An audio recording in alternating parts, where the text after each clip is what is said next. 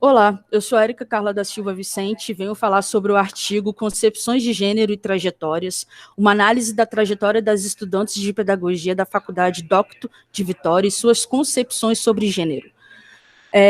Olhando a minha história de vida, eu chego à pergunta problema, né? Que é como as trajetórias de vida das estudantes de pedagogia da Docto Vitória influenciam suas concepções sobre gênero.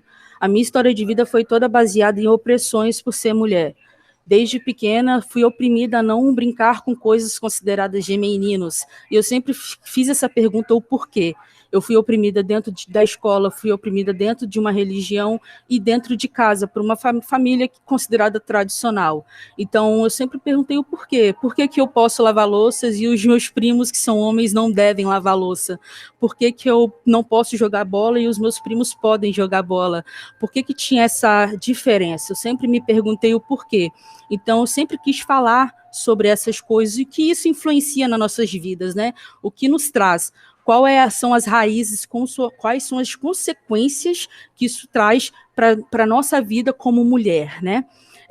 Ao falar sobre essas questões, eu chego a falar sobre 3 autoras, porque nada melhor do que falar sobre nós mulheres do que pegar 3 autoras, até porque a maioria das alunas de pedagogia são mulheres e mulheres negras, então isso influencia muito. Então eu falei, vamos falar sobre essas 3 autoras e eu me apaixonei por cada uma delas. Primeiro vem Ribeiro, que fala sobre, no livro 500 anos de educação, no capítulo 2º, Mulheres Educadas na Colônia. Ela fala sobre essa opressão trazida de Portugal para cá, para o Brasil, onde as mulheres sempre foram consideradas seres inferiores, né?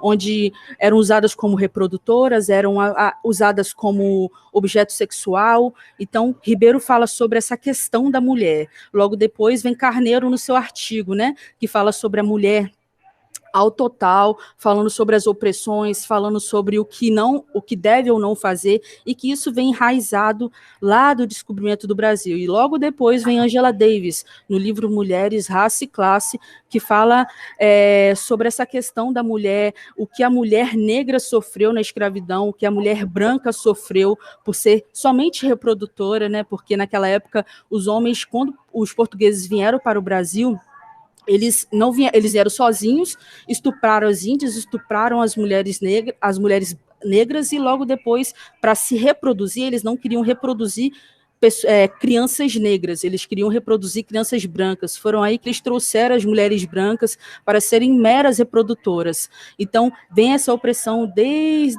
daquela época. Então, as mulheres brancas e negras eram estupradas de formas diferentes. Algumas falam privilégios, mas é um privilégio muito, muito doído, né? Uma mulher branca ser estuprada, mas ter um privilégio de morar dentro de uma casa, mas mesmo assim essa opressão que vinha sobre ela é uma coisa muito doída. Vamos lá. Olá, eu sou a Monique, eu vou dar continuidade à apresentação iniciada pela Érica, falando da análise e discussão dos dados. Antes disso, vou falar um pouco da nossa metodologia. Nós utilizamos as entrevistas semi-estruturadas, foram entrevistadas 4 alunas do curso de pedagogia da Docton Vitória, do 7º período. A escolha do 7º período veio ao considerar que o curso poderia ter um impacto na percepção das alunas sobre as questões de gênero. Então, também se tornou um objetivo do trabalho analisar se esse impacto acontecia ou não. As entrevistas seguiram um guião semi-estruturado, partindo da trajetória das alunas, em que elas contam desde as experiências da infância até os dias de hoje, prestes a se formar. Bom, vamos analisar, partindo da análise, né, dos discursos das alunas, surgem 5 categorias importantes. A infância, então elas relatam como que foi a infância delas, numa análise, partindo das concepções de gênero, elas não levantam no discurso delas nenhuma questão forte em relação ao gênero, começa mais a aparecer no discurso quando elas começam a se tornar mais adolescentes. Aí começa entrar uma questão mais religiosa do que elas podem ou não podem fazer, e de relacionamentos amorosos abusivos. Então, todas elas relatam situações que passaram com ex-namorados, quando falam dos primeiros relacionamentos delicadas, e situações também com as famílias, que aí entra um cunho religioso do que a mulher pode ou não pode. Quando a gente entra para a escolha do curso de pedagogia, nós trazemos alguns autores, inclusive, que falam das motivações, né, de escolha do curso de pedagogia, que é um curso maioritariamente feminino e que, por si só, já envolve uma discussão acerca de gênero. Por que tantas mulheres, por que tão poucos homens? Historicamente, isso também é construído, né? É o perfil do estudante de pedagogia. As alunas relatam suas motivações, muito de cunho familiar, coincidindo com a escolha geral, com os estudos, aliás, do perfil do estudante de pedagogia. Novamente, não trazem aqui questões de gênero, como alguns estudos em cidades pequenas apontam, por exemplo, que a pedagogia surge como o único curso possível para algumas mulheres, não apareceu no discurso dessas alunas. Depois, mais para o final da entrevista, quando elas passam pelas suas trajetórias, a gente é um pouco mais direto nos questionamentos em relação às questões de gênero. Então, a gente pede para que elas analisem a sua trajetória diante das questões de gênero, se alguma vez isso chegou a aparecer para elas, se elas sentiram alguma diferença, né? E aí, duas delas apresentam um olhar um pouco mais aguçado em relação a isso, quando a gente coloca que a gente está falando das questões de gênero mais focado nas mulheres. Então, apesar de serem mulheres, apesar de viverem, né, e a gente conseguir depois, eu vou falar sobre isso, apurar algumas situações, no primeiro momento elas têm dificuldade de visualizar essas questões nas trajetórias delas. Quando questionadas, mas diretamente, elas conseguem esclarecer melhor. Então, a gente teve situação de aluna que identificou a questão de raça, a Erika vai falar melhor disso, mas quando questionada sobre gênero, confundiu as discussões de raça com as questões de gênero. Teve aluna que não conseguiu enxergar, por ser mulher, associa as questões de gênero sempre à questão da homossexualidade.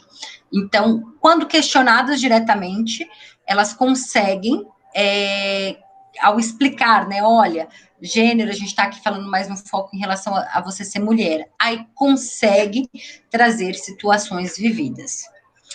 E aí, falando sobre o trabalho que elas vão ter após formar, acontece uma virada, em que elas entendem a importância de se trabalhar gênero, elas falam de como que é importante trazer essas discussões para a sala de aula, apesar de destacarem como que é um tema sensível para elas, mas da importância de que, por exemplo, não seria um problema um menino brincar de casinha e uma menina brincar com carrinho. Eu vou passar agora para a Erika, que vai falar das considerações finais. Então, esse artigo se propôs a responder a seguinte pergunta: como as trajetórias de vida das estudantes de pedagogia da Dr. Vitória influenciam suas concepções sobre gênero? Ao analisarmos as entrevistadas, nós chegamos à conclusão que 50% duas, têm essa consciência em relação a gênero, e as outras duas colocaram o gênero, uma em questão racial, o racismo que ela viveu, e a outra colocou gênero em relação somente ao homossexualismo, ao relatar sobre a irmã lésbica. Então, tem quando você fala mais sobre a questão de gênero para elas vão lá e falam, não, então, aí teve essa mulher que falou sobre a questão da irmã lésbica, depois que eu agucei mais o pensamento dela sobre gênero, ela chegou e falou, não, Érica, eu tive uma questão que eu passei, quando eu perdi os 2 estágios, eu tive que trabalhar como motorgirl, e eu chegava nos lugares e as pessoas meio que tinham um preconceito em relação a ser mulher e pilotar uma moto. Então, depois de aguçar ela soube entender o que seria essa questão de gênero. Então, chegamos à conclusão que é super necessário falar sobre gênero no curso de pedagogia, até porque nós iremos lidar com diversidades e não podemos interromper uma grande história de vida profissional e pessoal de uma menina, oprimindo ela que ela deve ou não fazer coisas que ela quer fazer. E também oprimindo o menino, porque tem essa questão também de se colocar o homem como o tal, colocar como superior, e às vezes o menino não aguenta essa situação, até porque ele não tem que aguentar. São crianças, são adolescentes, são jovens que podem ser o que eles quiserem. E a gente somente, como professor, como profissional, colocar os caminhos necessários para que eles possam ir por essas trajetórias.